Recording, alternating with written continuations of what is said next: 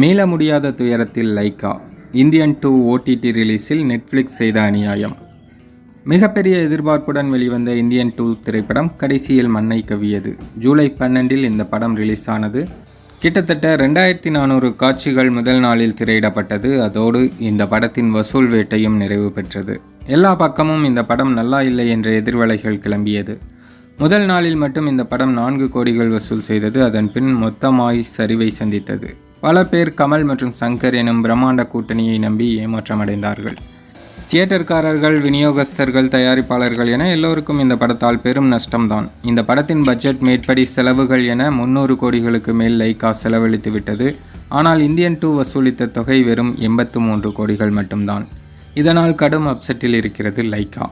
இந்த படத்தை நம்பி நெட்ஃப்ளிக்ஸ் நிறுவனம் 125 கோடிகளுக்கு ஓடிடி உரிமையை ஒப்பந்தம் செய்தது. ஆனால் ரிலீஸுக்கு பின்னர் வந்த நெருக்கடியால் வெறும் 65 கோடிகள் மட்டுமே கொடுத்துள்ளது.